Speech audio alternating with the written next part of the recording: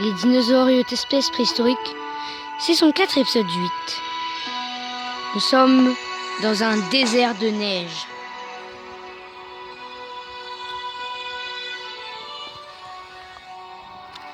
En Amérique.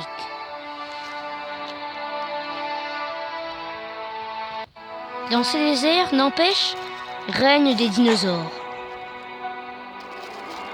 Edmontosaurus, par exemple.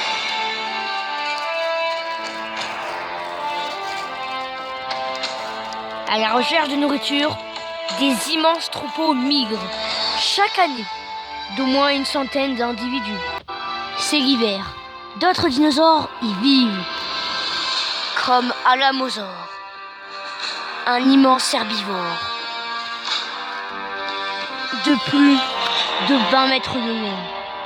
Un immense herbivore de la famille des Brachiosauridae.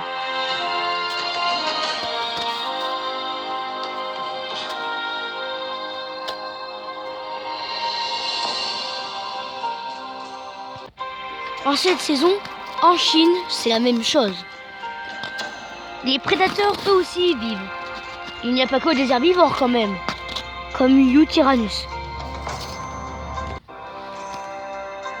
Un prédateur de 9 mètres de long et de 3 tonnes. Les plumes que vous voyez ne sont pas blanches. Tout ça est à cause de la neige. Nous pensons que les plumes du Eutyrannus sont plutôt grises.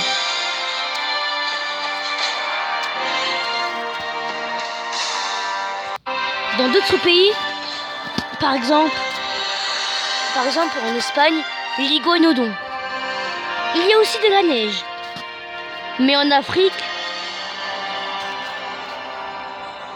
il y a son cousin proche avec une très longue queue, le Thénontosaure, un herbivore de 7 mètres de long, qui vit lui aussi dans le froid, avec des prédateurs. Le Thénontosaure ne vit pas que de la neige. Il vit aussi vers la mer, mais rôde avec les prédateurs. Acranchotosaure, son prédateur. Ce mâle l'a attaqué. Il a surgi sur lui et lui morda le cou, ce qui le tua. L'acranchotosaure est un féroce prédateur. Regardons d'abord ses caractéristiques. Sa voile qui le rend plus imposant. Sa longue queue qui lui permet de rester en équilibre. Ses pattes acérées qui s'accrochent au sol quand il fonce sur ses proies. Des yeux perçants. Une mâchoire puissante avec une dentition énorme. Plus de 70 dents dans une seule mâchoire d'acrocanthosaure. Sa mâchoire a presque la même pression que celle du T-Rex. 3 tonnes et demie. Les griffes acérées pour s'accrocher aux proies.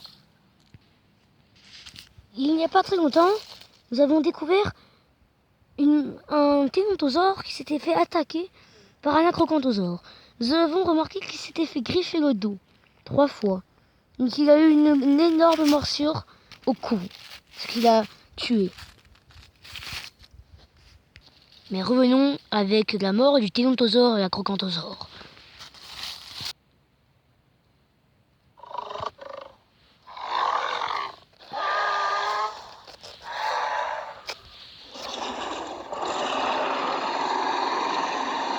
Il le dévore. Mais partons ailleurs, dans une autre époque. Au Jurassique, au Portugal.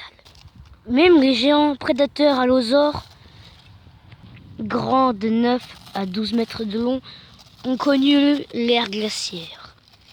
Ça ne veut pas dire qu'ils ont vécu avec les mammouths. Non, c'est-à-dire qu'ils ont connu aussi le froid, les hivers. Et les prédateurs, surtout les allosaures, étaient en difficulté pour chasser.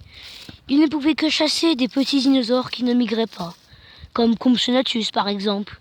Cela a été très difficile pour Allosaure, Saurophaganax, Debroiosaure, Ceratosaure et bien d'autres espèces, Saltriovenator. Si vous ne savez pas quel est le Saltriovenator est un prédateur de 6 mètres de long, de la même taille qu'un Ceratosaure. C'est son sosie. Par exemple, ailleurs, les herbivores ont aussi connu le froid, comme le cousin proche du Triceratops, le Regaliceratops.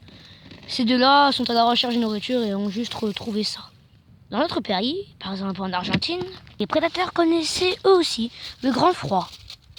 Par exemple, Onenlagia, un raptor. Cette mère et son petit sont à la recherche de nourriture. C'est son dernier petit, elle aimerait bien le faire réussir à survivre. Elle va essayer de chasser. En hiver, les proies des Onenlagia sont sans doute les bébés argentinosaures, Miawamatuka, Patagotitan, et les bébés géants Mapusaures et les bébés giganotosaures. Mais cette femelle a découvert 3 bébés carnotaures. Elle va en faire son repas.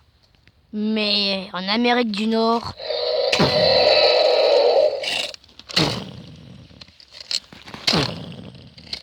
même le géant tyrannosaure résiste au froid. Une énorme empreinte du géant.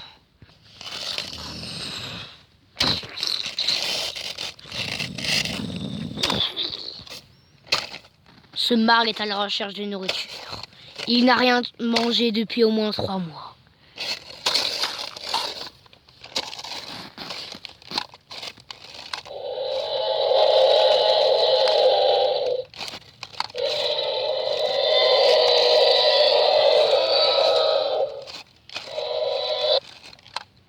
À suivre dans un prochain épisode.